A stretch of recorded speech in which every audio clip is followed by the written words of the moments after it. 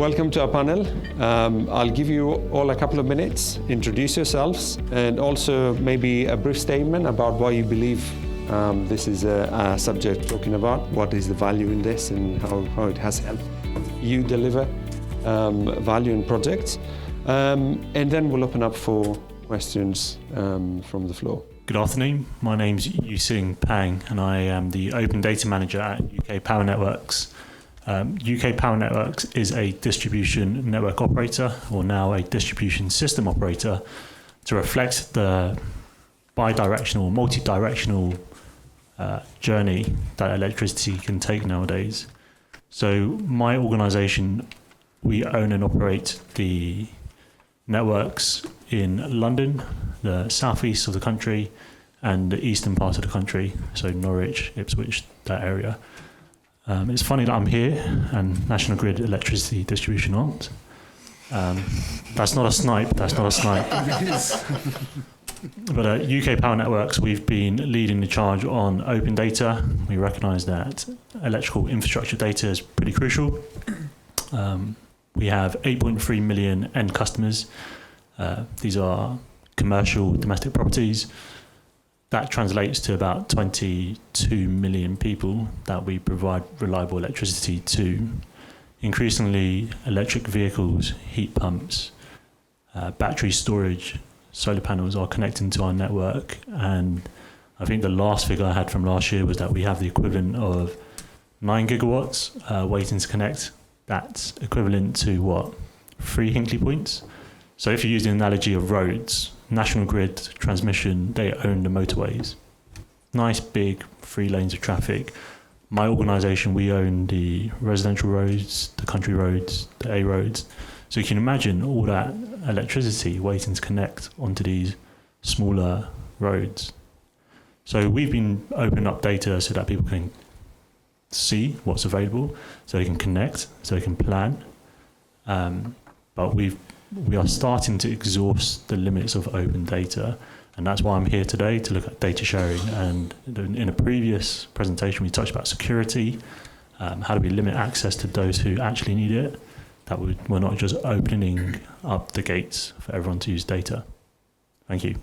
Good afternoon. Olly, Head of Data Sharing and Technologies from the Department of Science, Innovation and Technology.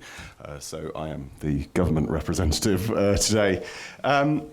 I lead a set of teams who are focused on data access, public sector data access, third-party access to public sector data access. And really, I've got so much to cover. 1, it's a new government.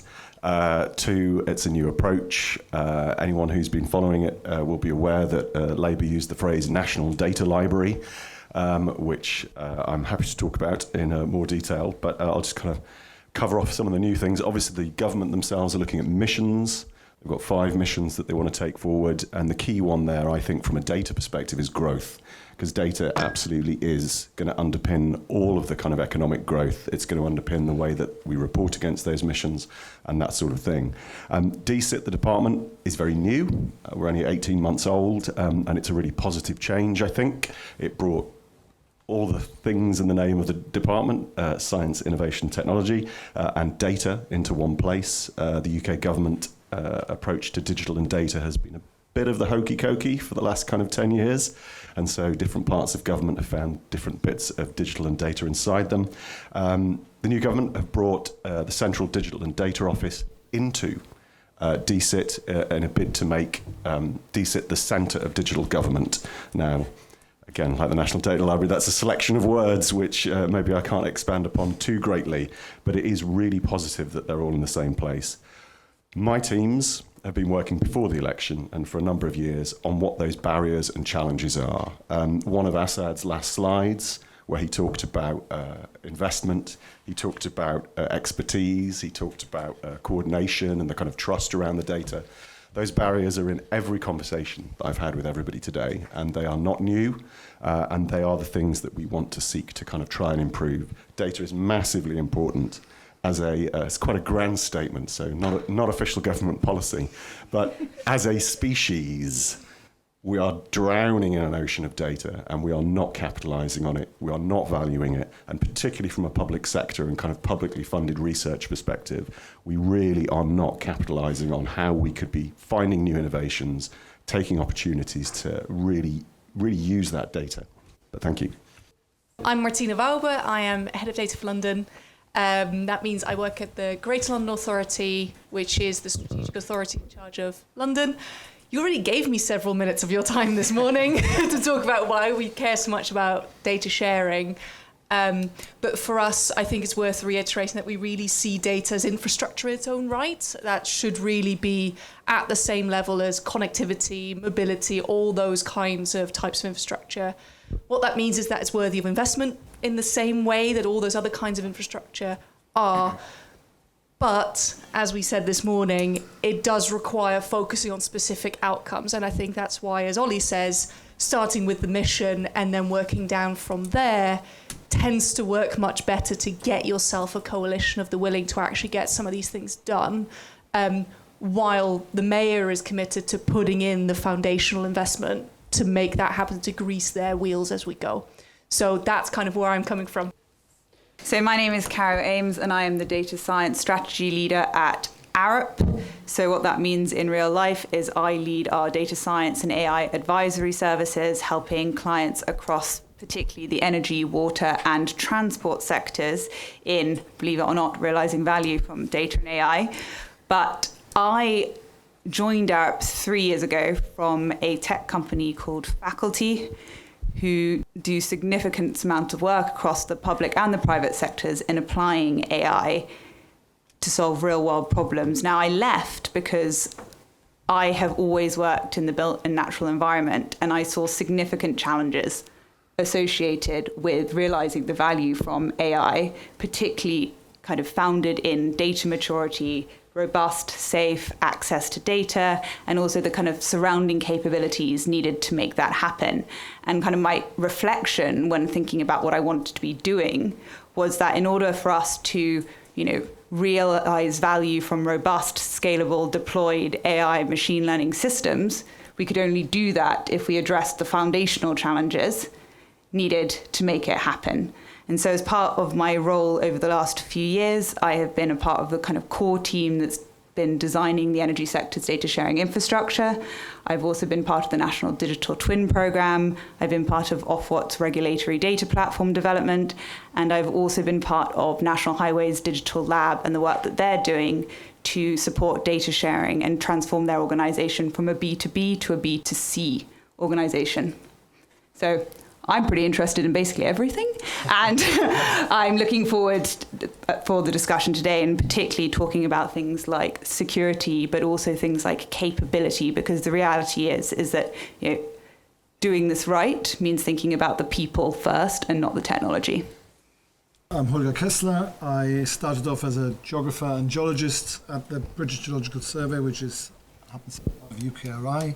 I then worked in Cabinet Office, Geospatial Commission and a DSIT for a year, working on a national digital map of all pipes and cables, the Underground Asset Register, and then, I like the term multidirectional, I then joined AtkinsRéalis, working for DSIT, still on the National Underground Asset Register. So I have a passion for data sharing and maps and digital. I believe in collaboration and sharing of information, and not just data and information. I'd like to also talk a bit about knowledge sharing. I think we are at risk of doing the same over and over again. So I'm 53, and I'm at times thinking, should I just just to ride into the sunset and give up with all this? Because some themes just seem to be reoccurring every 5 years, and I think we just need to get on with it. We have to take a lot of actions, particularly on energy, on housing. The missions are all very clear, and I think we are running out of time discussing data sharing barriers. I think we should take some of them down, particularly between public, private and academic sectors. And I think we've got a lot of ideas. We just need to sort of get on with some of them. That's me. I'm Ben Fitzsimons. I'm the Technical Director at Water Resources East. I totally agree with everything you just said, by the way, there. I think breaking down barriers to data sharing is going to be be at the forefront of what we need to do next. So for those that aren't aware, Water Resources East is one of 5 regional water resources planning groups. Water Resources East has existed for a number of years as a partnership, a membership not-for-profit organisation, primarily between the water industry, the Environment Agency, and a number of water-using sectors in the east of England. Particularly, that's the energy sector, and almost ranked above that is the agricultural sector using water for irrigation purposes, primarily in the east of England. So the water resources framework for the country, developed by the Environment Agency, has given us a remit to develop an integrated water resources plan for the region. And we published the first one ever last December. We were the first region to go ahead and publish. Some of the other regions haven't yet published, and one of the reasons is data quality, the ability to share things, the ability to lock scenarios down, lock outputs down at the right point at which we all feel willing to share and willing to release that data. And for those that were in the second breakout room earlier on, you would have heard some of those themes playing out, this kind of difficulty we have sharing information from the regulators through groups like ourselves that are tasked with working across sectors, and how we act as a kind of filter through those tiers of operation, while still allowing access to the right piece of information so that people can make decisions. And as we move into the next round of regional planning, we'll be looking to develop the second iteration of our plan in 5 years' time.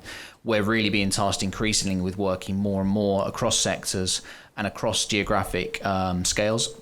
And so what we're going to really have to do is unlock all these blockers that we have at the moment, bringing national level down to regional, down to what are effectively still quite big planning units for the water industry, right down to something that means something for people making decisions at catchments and at scales that matter for the environment and matter to the communities living within them. So we've got some huge challenges, ranging from people don't know there's a problem to people want to make decisions but they don't yet have the data and evidence they need to back investments and things like that. So we've got a pretty challenging job, but everything you said over on this side I totally agree with. I suppose it's over to us. Any comments and questions, and who would like to fire away? Yes.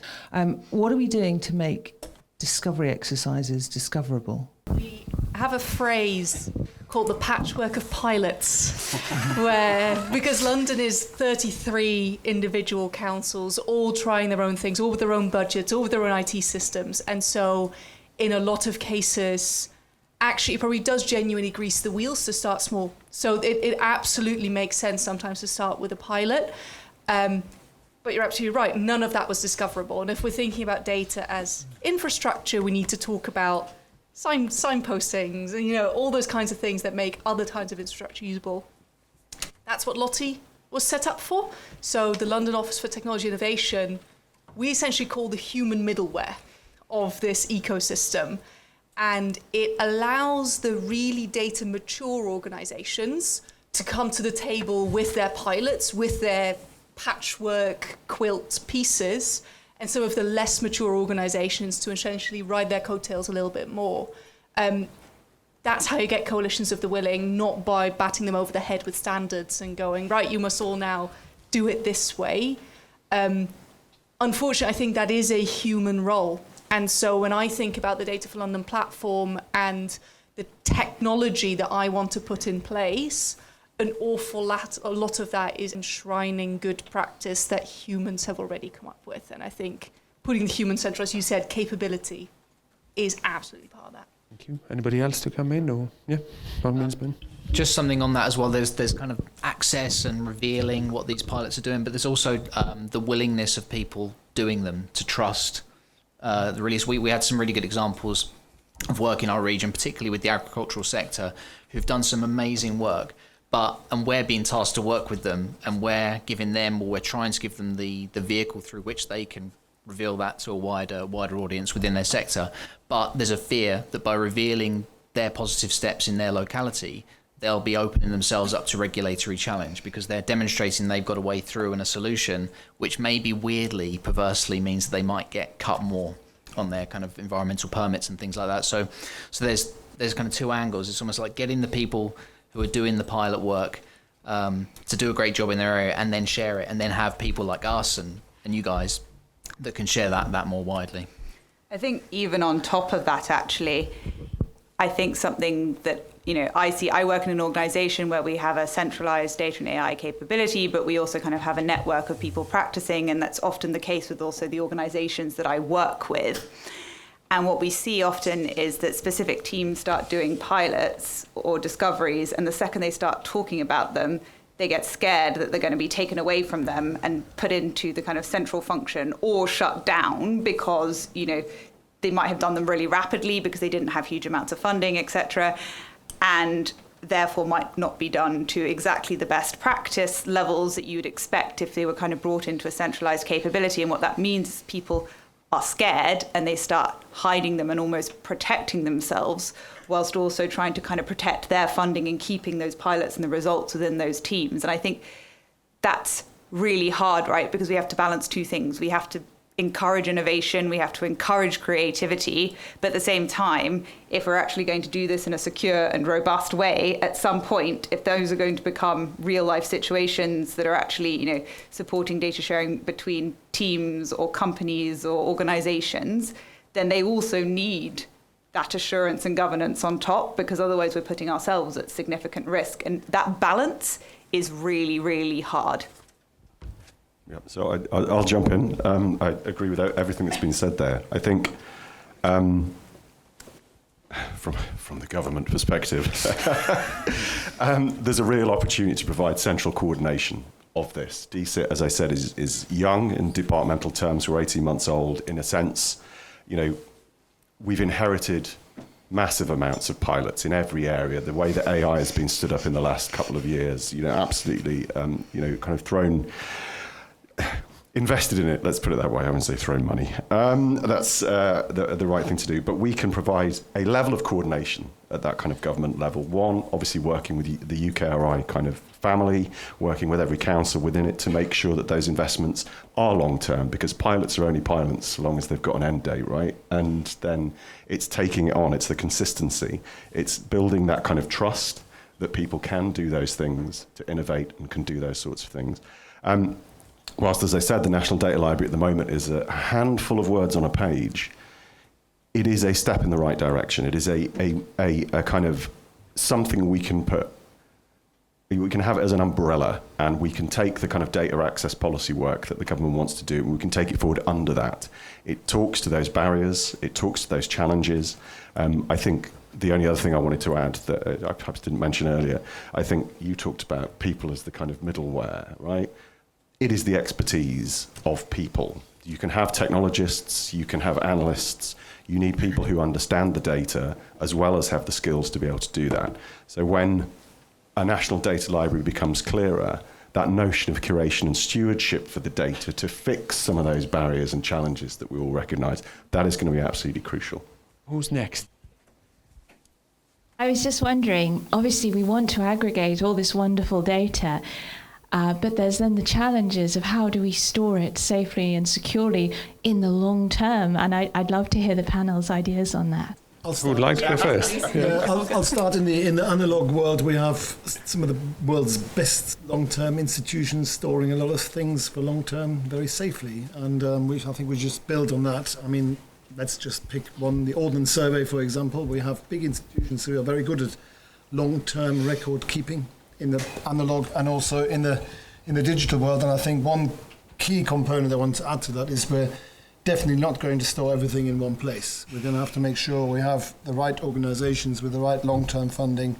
And I'm going to pick you up on the people that are needed to own the data and curate, which often falls off the back of the lorry. Yep. But I think we have a really good institutional framework that we need to build on. And I could have named many others. The Ordnance Survey just sprung to mind as one. So I think we have lots there to build on. It might be worth, one of those amazing institutions is the National Archive, right? Which I have worked with in the past, are fantastic types of data, but they haven't necessarily considered data the way we think about it part of their scope, possibly because of a little bit of that interaction between different sorts of skill sets that people are finding quite hard to do, but also because there is legislation that applies to data that sometimes makes it really hard for us to legally say, this is the stuff we want to archive, even it goes beyond the retention period you're allowed to hold it for. So on an individual organizational level, we have compliance requirements that actively preclude the kind of archiving that you're talking about. And so actually, if we want to do that, so the ONS, for example, is able to hold it for research purposes alone, but that then reduces the amount of stuff that people like us can use it for decision making. So there are legal constraints that have been placed on data that may require rethinking in a world where we are going to want to be able to challenge decisions or reconstruct them or have proper good back series for things.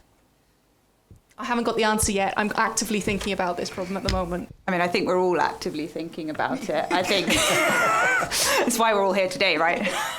But I think something that you mentioned that's also definitely just worth touching on is that it's not all going to be stored in one place. I think, we're talking about different things. You've got things like the National Data Library where, there will be data available to different types of people at different types of time frames, etc. But then when we talk about, for example, data sharing at sometimes like a sector or a cross-sector or cross-organizational level, we're not looking at trying to get all the data about like the UK's national infrastructure into one place that people can then come out, access it, and take it backwards. We're looking at federated data sharing environments with the right security protocols set around them so that we can share this information in a live and secure way, but so that, it's not risked at all being completely centralized, and that organizations also have the power over their own data, because, we're only going to be able to generate this data in a way that is, robust if people feel accountable for making it happen, right? And so it's their data assets, which they can share with other organizations, but that they can also use for their own value, and it's a mutually beneficial relationship to be sharing with others. And I think that that's really important. Yeah, that federated first model is definitely starting to come back again and again and again, but you're designing an inherently brittle system, because it means that by making sure that data owners have full accountability and keep their own responsibilities, it means they can withdraw. And actually withdrawing consent is absolutely fundamental to most things of how we think about data. And I think the academic world is very used to that, is very used to people being able to say, actually, I filled in a survey for you 2 years ago and I don't want it anymore, or I provided a biosample, take it out of the database. That's a very standard thing. I think a lot of other sectors are less used to that, and we are not designing systems. And the federated model designs that better, because it means that the aggregator or the project doesn't have to deal with every individual withdrawal request, but it makes it a little bit brittle. Over to you. So the areas of security and confidentiality have come up in a number of ways. And I think as technology advances, we're seeing things that might have once been secure or confidential now easily accessible on, open data portals or platforms that, whether it's satellite technology or other things that are surfacing these types of asset information. How do you kind of carry that forward to determine what truly should be secure, confidential, and what might be those next steps in the future that we treat as super secure today that a couple of years from now will be accessible to everyone with a smartphone, and thinking about that kind of in the data model? Well, we have some laws, rules and regulations which we all should follow. So that we have some privacy laws, data protection laws, etc., etc. So that's a framework. We then have some objects which can be seen from anywhere and can be measured by anyone. That's in the data is out in the commons. So but we might have regulation about drones flying over certain objects, but that's increasingly difficult. My realm is the underground, where things are not generally as accessible yet to sensors and equipment. So there are different domains that we can send things to, and in each of those we are. The security advice is always, we should be sharing as much as needed by someone to fulfill something positive and good and impactful, and share as little as possible with people and organizations who are trying to do the opposite. And that's a balancing act, whether it's with medical records, with records of pipes and cables, or our own private data as we're walking around the room. So I think it's a balancing act, but we have guidelines and institutions who advise, and we take that as much as we can. Yeah, I mean, I'd come in on that to bring a couple of points together. I think the technology outpaces policy, and should I be saying that as a government person leading policy teams? Technology is outpacing policy. It's leading legislation and things like that. That's why, obviously, there were plans for a new data bill in the last parliamentary session, and I don't think those have gone away. I think you mentioned open data. Open data was the flavour of the month a decade ago. We need a mixed economy, and that mixed economy is very much all of those different layers of sensitivity, like the heat of the data. I am not going to sit here as the government and say that I'm sure with the National Data Library we'll start with NHS data, because we absolutely will not, because you do not test and learn and iterate and try. You need to do it with challenging things, but obviously that is not something that we would even begin to think about or look at in terms of that. There is plenty of work going on, brilliant work in the NHS about their version of trusted research environments, which is not my area of expertise. But it is that challenge, because there are now so many data points that there weren't when we were considering what, kind of geolocation and all that. And the one thing I would say is that people are very quick to say, I agree, when they get a new smartphone, but they are not when presented with other challenges, like where your DVLA data goes, or where your passport data goes, and things like that. Whereas inherently there is probably less risk of something untoward happening with your data compared to saying yes to a terms and conditions that's about that deep if you printed it out. So we just need to think more carefully, because those areas of sensitivity, those areas of identification are constantly changing and constantly being removed. I am not an expert in privacy enhancing technologies, for instance, PETs, the wonderfully titled PETs. But there is definitely scope in some of those to be able to do some of the things and actually provide that safety and security to the personalisation of data. And I think we definitely need to explore those more, whether it's government that should be exploring those. But yeah, great question, thank you. I agree with everything that was said. Technology is definitely outpacing the legislation. From a utility perspective, we not only have legislation, GDPR, people think that came first, but in reality it was the Utilities Act. I think that GDPR, but for transformers and power cables, that came first. So we're not allowed to publish any data that might reveal the affairs of any private individual or a commercial entity as long as they are in existence. That's pretty tight lingo. But we have an energy regulator as well, and they have ideas about where the energy sector should be going, and they then draft and publish license conditions for us to follow.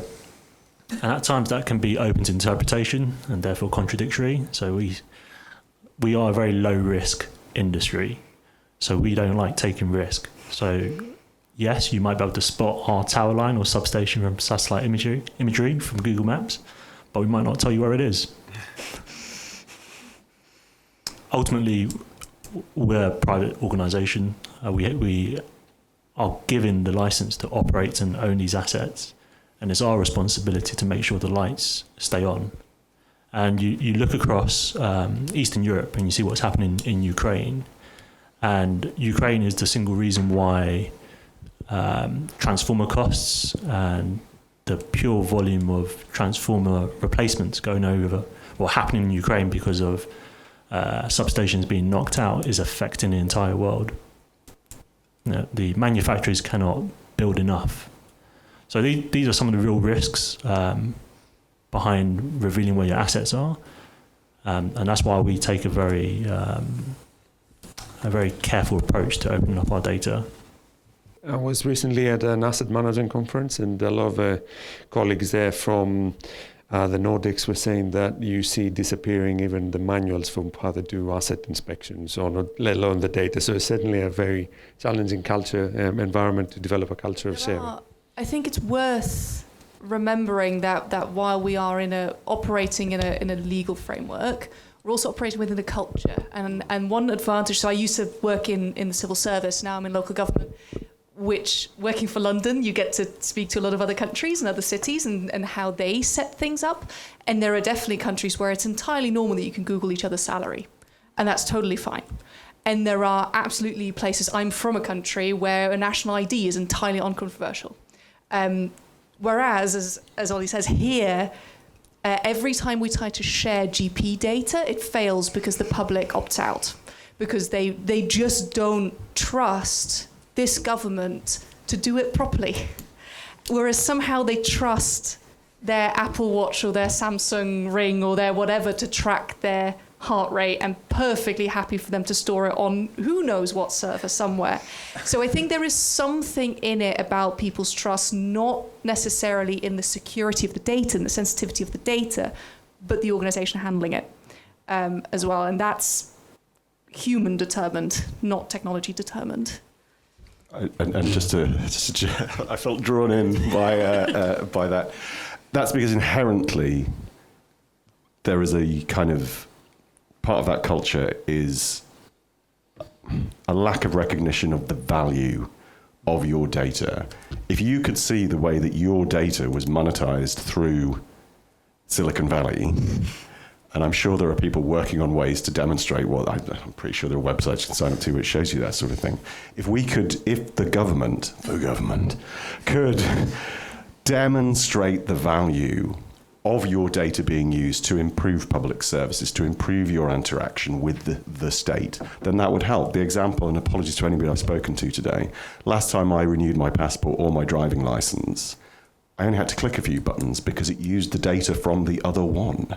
And apologies if I've already used that in this example, in this panel, but that is exactly the kind of interactions that should happen with your data. The NHS app that came about kind of around the time of COVID, but after the fact, not the test and trace app, the NHS app, really positive. You can see your records, you could see your vaccinations, you could see everything that came with it. No fanfare. As someone who has been in government a long time, we're dreadful at actually broadcasting those success stories. And I think data is one where you really have to make it mean something to people. They have to be able to understand it, because the technology usually leaves people kind of confused. The acronyms often do. And there is definitely a really positive story to tell on many of these things. And DAFNI, because that's what we're here for, is one of those. But it's about how you sell that to people and how they understand it. Thank you, Tom. Maybe time for another question. Who wants to? Oh, the last one, maybe? We talk a lot about the barriers to data sharing. In the room, there's an elephant. It's the thing called a top-level ontology. One of our greatest barriers is our inability to join up data and to communicate. Unfortunately, he has died, but Dr. Matthew West did some fantastic work, which is globally recognised on top-level ontologies.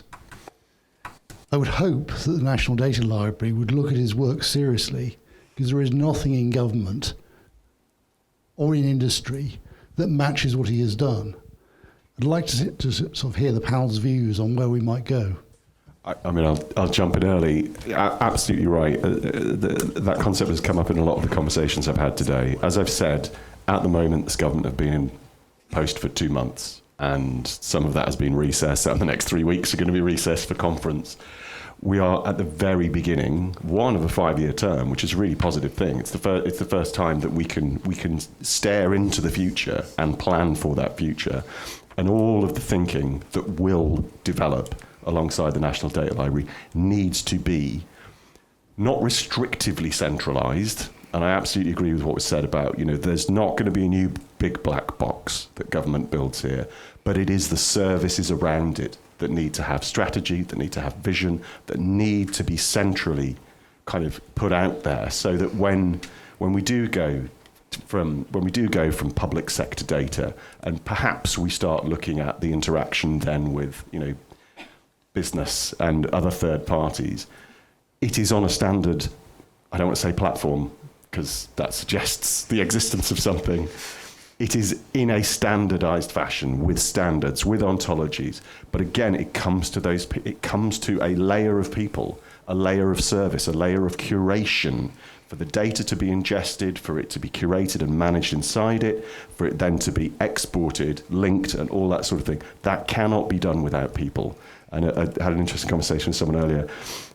People go, oh, you could get AI to do that. And it's like, you probably can, but we need people to be able to do it, to then be able to train the AI to be able to do it as well as the people do it. Check it as well. Yeah, to check it, absolutely.